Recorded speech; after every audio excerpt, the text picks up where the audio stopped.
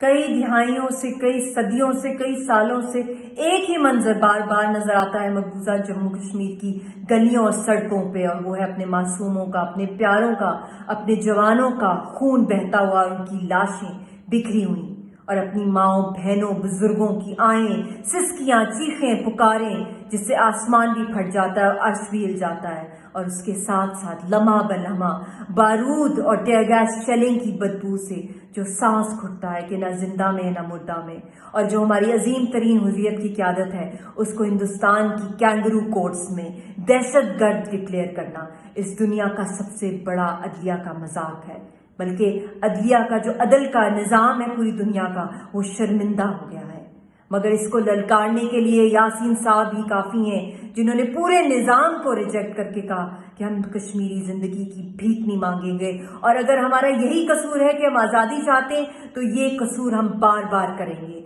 और ये हिंदुस्तान की भूल है कि वो इन होछे हटकंदों से हमारी तहरीक को दबा सकते हैं, मगर मासूम हमारे जो कश्मीरियों को सिर्फ 3 दिन के अंदर 12 से ज़ायद कश्मीरियों को दहशतगर्दी के तहत हिंदुस्तान की आर्मी ने कत्ल किया, उनका मर्डर किया, और अब जुडिशल मर्डर जो किया जा रहा है हमारी क़यादत का।